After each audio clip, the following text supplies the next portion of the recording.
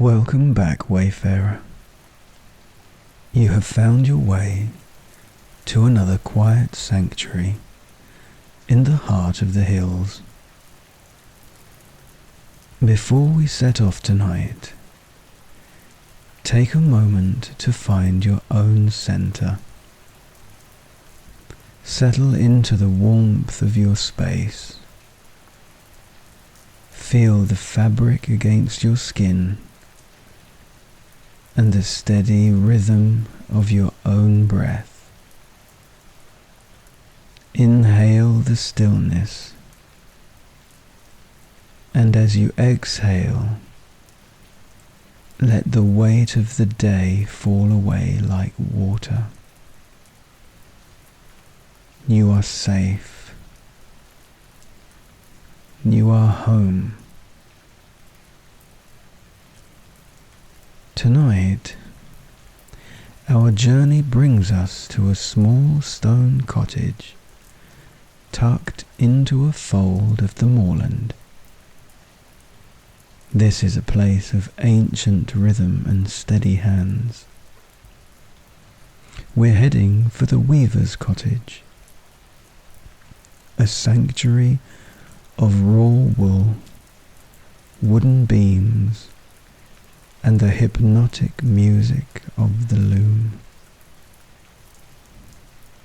Inside, the air is thick with the scent of sheep's wool and the earthy warmth of a peat fire. Here, time is measured not by the ticking of a clock, but by the movement of the shuttle and the growing length of the cloth. It is a place where the chaotic threads of the world are woven into something strong, beautiful, and silent. As we cross the threshold, notice how the air feels, damp with the mist of the hills on the outside, but dry, soft, and resonant once we are within. Let's step inside. The loom is waiting, and the wool is soft.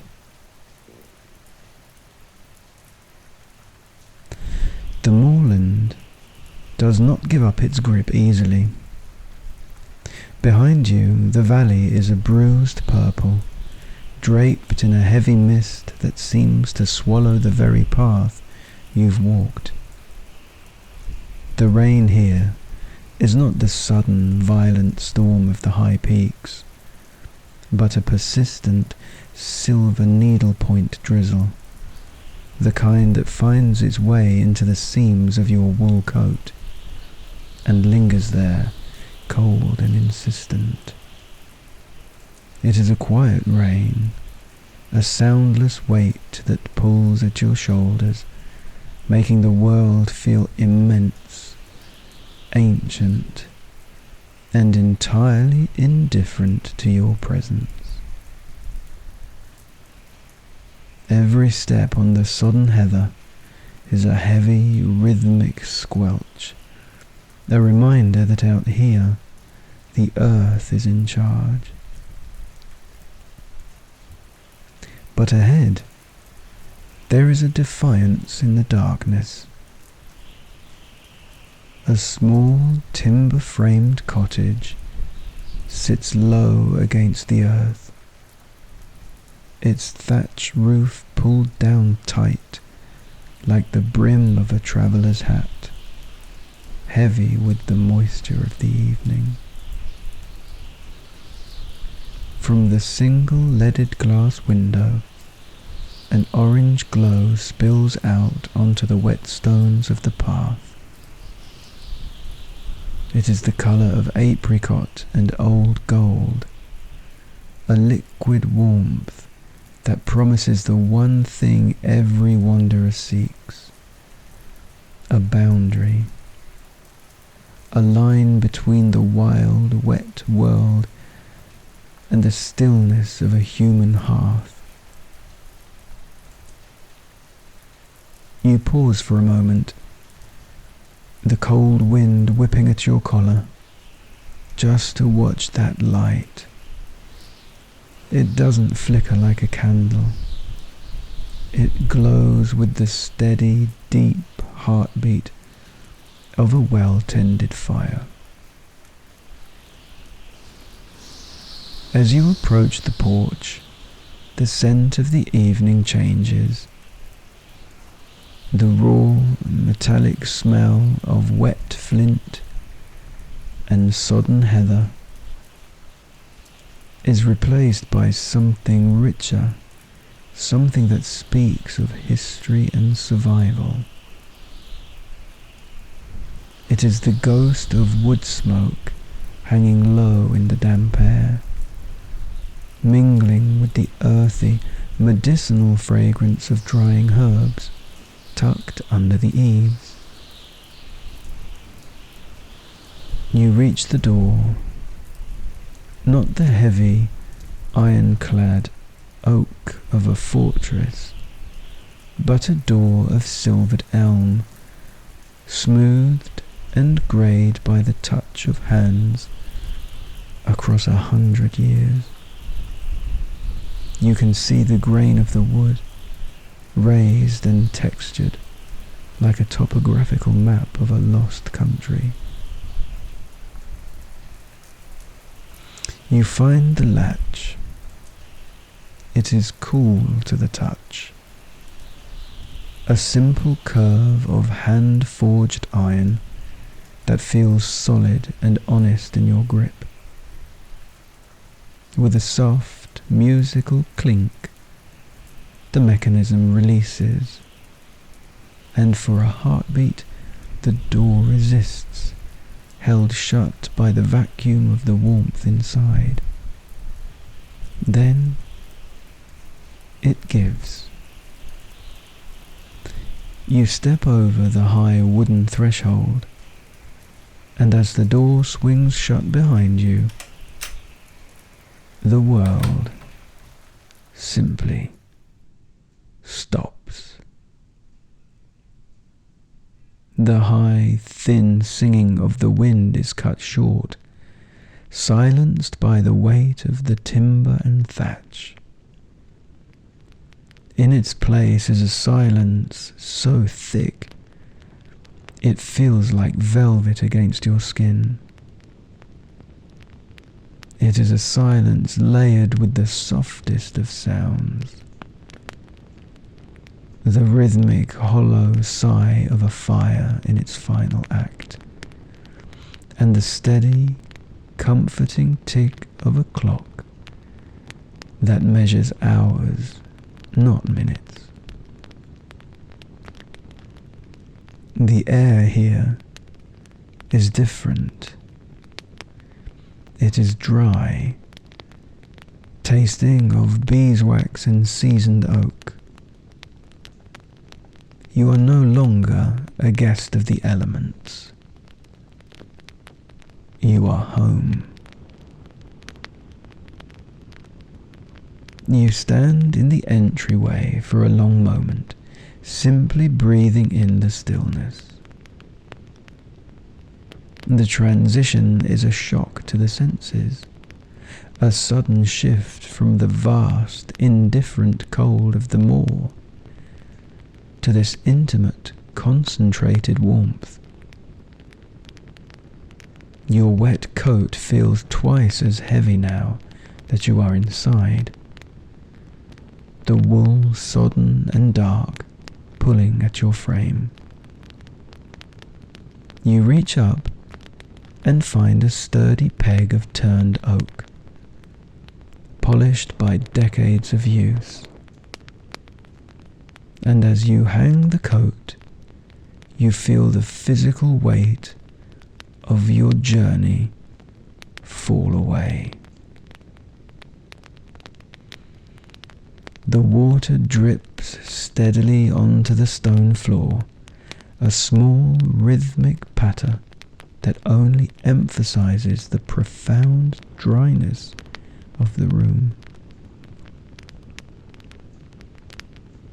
You move deeper into the cottage, your boots treading softly on a rug of thick, undyed wool. At the center of the space is the hearth, the heart of the sanctuary. It is a wide, deep fireplace built of local fieldstone, the lintel a single massive beam of blackened timber that has stood watch over these flames for generations. The fire within is not a roaring, aggressive blaze, but something far more comforting, a deep, established glow. The logs are thick, seasoned ash, and they have burned down into a landscape of glowing canyons and shifting embers. The colours are extraordinary when you truly look at them. A spectrum of incandescent oranges, sunset purples, and that brilliant, piercing white at the very core, where the heat is most intense. Every few moments, a pocket of sap deep within the wood gives a soft, muffled hiss, or a log settles with a gentle crunching sound, sending a small galaxy of sparks dancing up the chimney. The warmth here is not merely a temperature, it's a presence. It feels like a solid thing pressing gently against your skin, thawing the deep chill from your bones. You find your place, a high-backed wing chair upholstered in a heavy textured fabric that smells faintly of cedar and age.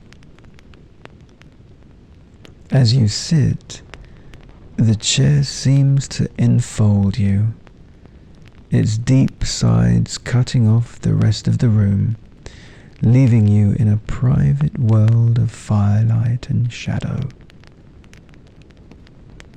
The shadows here are long and soft, moving in a slow, rhythmic dance against the timbered walls.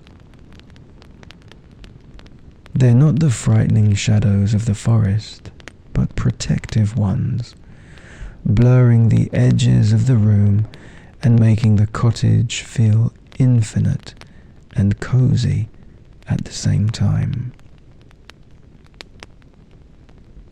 You lean your head back, watching the light play across the low beams of the ceiling, and for the first time today, your breath slows. The moor is 1,000 miles away. The storm is someone else's story. Here, in the amber light of the hearth, there is only the now. In the corner of the room, just beyond the immediate reach of the fire's glow, stands the loom. It is a massive skeletal structure of hand-hewn oak, held together with wooden pegs and the sheer tension of 1,000 threads. To a stranger, it might look like a confusing web of timber and string, but to the weaver, it is a precision instrument, as finely tuned as a lute. This is a floor loom, a heavy heritage piece that has likely lived in this cottage longer than the stones themselves. You rise from the chair, drawn by the silent geometry of the machine. The air around the loom smells differently. It is a dry, slightly oily scent. This is the lanolin, the natural grease found in sheep's wool, which keeps the fibres supple and strong. You reach out a hand and touch the warp, the vertical threads that are stretched tight from the back of the loom to the front. They are held under immense tension, as straight and true as the strings of a harp. These threads are the foundation, the backbone of the cloth, and they must be perfectly aligned or the entire fabric will fail. Each individual thread of the warp passes through a tiny eyelet called a heddle. These heddles are suspended from wooden frames called harnesses. It is a marvel of mechanical logic.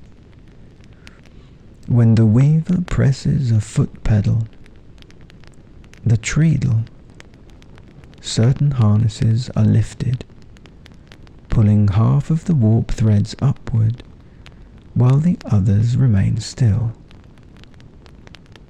This creates a triangular gap known as the shed. And it is into this shed that the shuttle is thrown. You see the shuttle resting on the cloth beam, a smooth boat-shaped piece of applewood, its surface polished to a mirror-like finish by decades of sliding across wool. Inside the shuttle is the pern, a small wooden bobbin wound tight with the weft, the horizontal thread that will fill in the foundation. The weaver's dance is one of constant rhythmic repetition. Treadle, throw, beat. After the shuttle carries the weft through the open shed, the weaver pulls forward the beater, a heavy wooden frame containing a fine comb called a reed. The reed strikes the new thread, pushing it firmly against the previous one, packing the fibres together until they become a solid, impenetrable fabric. It is a slow, meditative accumulation. An inch of cloth might take 100 throws of the shuttle. A full cloak might take a month of winters. You look at the piece currently on the loom, a heavy twill in shades of madder red and charcoal. The pattern is a simple repeating diagonal, a whale's texture that makes the fabric incredibly durable and warm. There is a profound honesty in this work. There are no shortcuts here. Every single thread has been counted, every tension adjusted by hand, every inch earned through the steady movement of the body. In the stillness of the cottage, with the rain tapping at the glass, the loom feels like a monument to patience. It is a reminder that beauty isn't found in the finished product alone, but in the slow, deliberate, one after another of the making.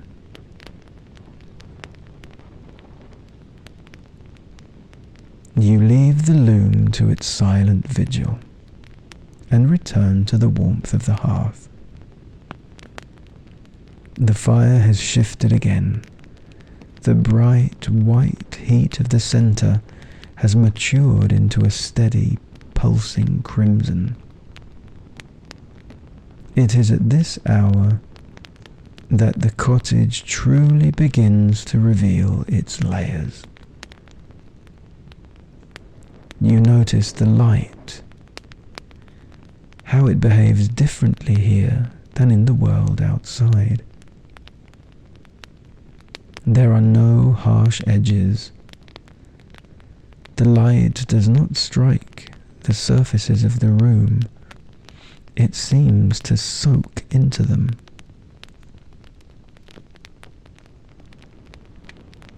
On the mantel sits a small cluster of beeswax candles, held in simple hand-wrought iron sconces. You strike a match. The sulphurous spark, a brief, sharp contrast to the mellow room, and light each wick in turn. The scent is immediate, a clean, floral sweetness that smells of summer meadows and forgotten sunshine. Beeswax does not smoke or sputter like tallow. It burns with a clear, steady flame that creates a small golden halo in the air. As you move about the room, your shadow follows you, a soft, elongated companion that dances across the exposed timber frames. You look at the walls themselves. They are wattle and daub, a mixture of hazel laths, clay and straw, finished with a thick coat of lime wash.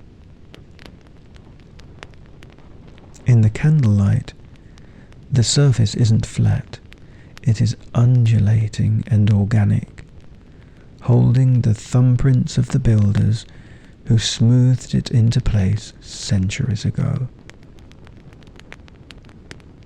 To run your hand along these walls is to feel the literal skeleton of the home. You notice the smaller details now, the things that make this a sanctuary for the weary. A ceramic mug sits on a side table, its glaze a deep forest green. Beside it lies a pair of iron spectacles and a small leather-bound volume, its spine cracked from frequent reading. These are the markers of a life lived at a human pace. In this room, there is no rush to do, only the permission to be. The rain against the window has changed its tone. It is no longer a needle-point drizzle. It has become a soft, rhythmic drumming against the leaded glass. It is a peaceful sound, the sound of a world being washed clean while you remain tucked away in a dry, scented hollow. You reach for a heavy quilt draped over the back of the wing chair. It is a patchwork of memories, made from scraps of linen, wool, and heavy tweed. As you pull it over your lap, the weight of it is like a physical reassurance. It smells of cedar wood and thyme. You sit back and watch the candles. One by one, the flames begin to lean, pulled by the invisible currents of air in the room. You decide to let them go. With a soft, controlled breath, you extinguish each one. The puff of smoke is a fleeting silver ghost in the firelight. Now the only light remaining is the hearth, the deep, ancient red of the embers. The shadows reclaim the corners of the room, drawing the walls in closer until the entire universe is reduced to the circle of warmth around your chair.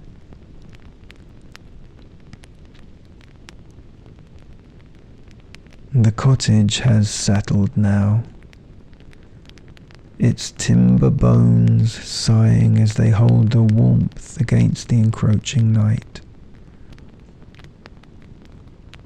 You lean back further into the wing chair, and for the first time, you allow yourself to feel the true depth of your exhaustion.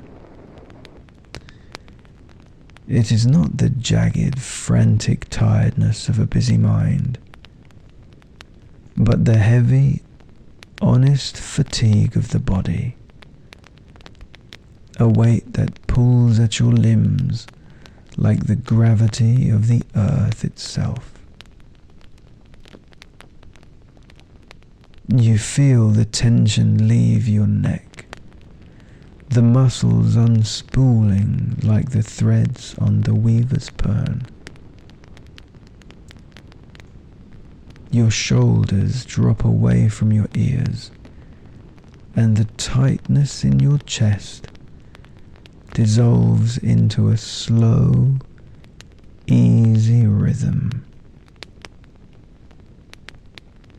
Every breath you take is a deliberate act of letting go.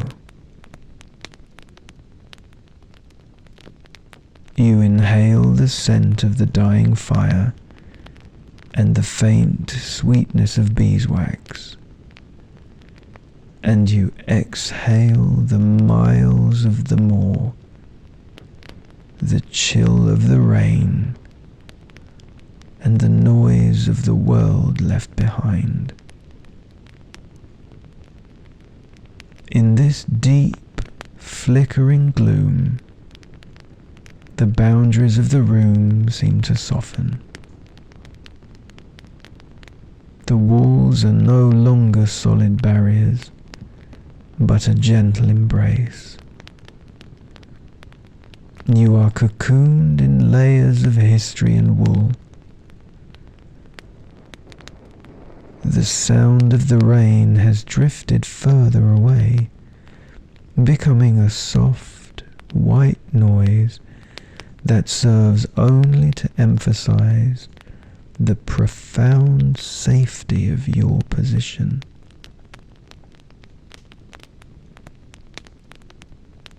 You listen to the fire's final words, the tiny crystalline pops of cooling charcoal, and the softest of whispers as the last of the ash settles into the grate.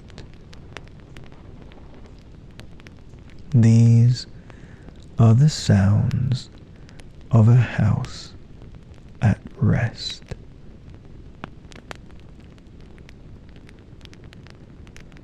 You think of the loom in the corner, holding its tension in the dark. You think of the warp and the weft, the thousands of intersections that create a single strong fabric. Life, you realize, is much the same. A collection of small, quiet moments woven together to create a sanctuary. And tonight, this sanctuary is yours. The Wayfarer knows that the greatest journey is not the one across the hills, but the one that leads us back to our own stillness. You close your eyes, the warmth of the embers still painting a faint, pulsing red against your lids.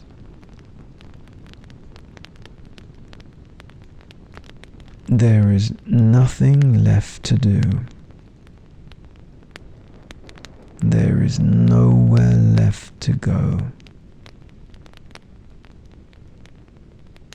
The fire holds the watch now. The heavy stone and the seasoned timber will stand guard while you drift. Rest well, Wayfarer. The night is long, the hearth is warm, and you are finally home.